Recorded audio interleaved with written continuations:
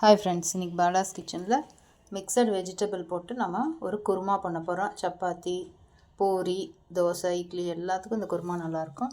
அதுக்கு நான் என்ன எடுத்து வச்சுருக்கேன்னா, காலிஃப்ளவரு, கேரட்டு, ஸ்வீட் கார்னு, பன்னீர். இந்த காலிஃப்ளவர், கேரட், ஸ்வீட் கார்னை வேக வச்சுட்டேன். என்கிட்ட பட்டாணி, பீன்ஸ் இல்லை, அதனால் நான் இதை மட்டும் எடுத்துருக்கேன். உங்கள்கிட்ட பீன்ஸு, பட்டாணி இருந்தால் எடுத்துக்கலாம். பன்னீர் எங்கிட்ட கொஞ்சோண்டு பன்னீர் இருந்தது, அதை ஃப்ரை பண்ணி எடுத்து வச்சுருக்கேன். இப்போ ஃப்ரெஷ்ஷாக நம்ம வறுத்து தான் இதுக்கு அரைக்க போகிறோம். அதுக்கு கொத்தமல்லி விதை ஒரு ஸ்பூன் எடுத்து வச்சுருக்கேன்.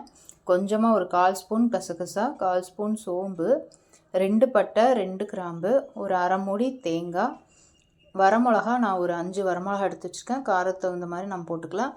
பச்சை மிளகாவும் போட போகிறோம். தாளிக்கிறதுக்கு பிரியாணி இலை, பட்டை, கிராம்பு, ஏலக்காய் 4 எடுத்து வச்சுருக்கேன். இது நம்ம தாளிக்கிறது தான். வெங்காயம் ஒன்று நறுக்கலை. வெங்காயம், பச்சை மிளகா, தக்காளி. நான் தக்காளியும் வதக்கி நான் பேஸ்ட் பண்ணிக்க போகிறேன். ஏன்னா அப்படி நாம் முழுசாகவும் கட் பண்ணி போடலாம். இருந்தாலும் பேஸ்ட் பண்ணி போட்டோம் அப்படின்னா கொஞ்சம் கிரேவியாக நல்லாயிருக்கும் நமக்கு சாப்பிட்றதுக்கு. இந்த சின்ன வெங்காயத்தையும் நம்ம இதை வறுத்துட்டு இதையும் வதக்கி இதோடு சேர்த்து நம்ம அரைக்க போகிறோம். தேவையான உப்பு. சரி, நம்ம இதெல்லாம் வறுத்து எடுத்துட்டு பார்க்கலாம். கட் பண்ணிக்கலாம் வெங்காயத்தை. தக்காளியும் வேக வச்சுட்டு பார்க்கலாம், வதக்கிட்டு பார்க்கலாம்.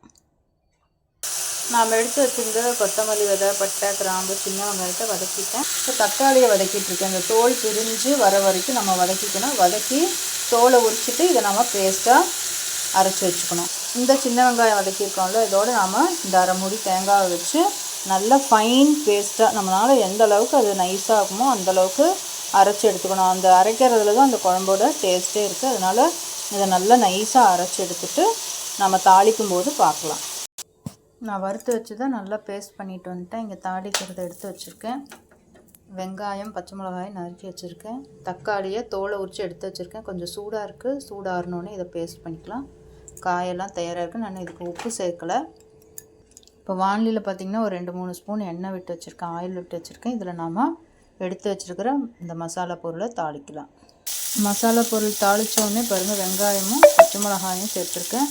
இப்போ இதுக்கு தேவையான நம்ம உப்பை சேர்த்துக்கலாம். இந்த குழம்புக்கு தேவையான உப்பை சேர்த்துக்கலாம். அப்புறம் தக்காளி பேஸ்ட்டு சேர்த்துட்டேன். நான் இஞ்சி பூண்டு இதில் சேர்க்குறதில்ல. இந்த குழம்புல சேர்த்தா அதனோட டேஸ்ட்டு வேறு மாதிரி மாறிடுது. அதனால் இஞ்சி பூண்டு நான் சேர்க்குறதில்ல இந்த குழம்புக்கு. தக்காளி நல்லா கொதித்தோடனே நம்ம காய்கறிகளை சேர்க்கலாம்.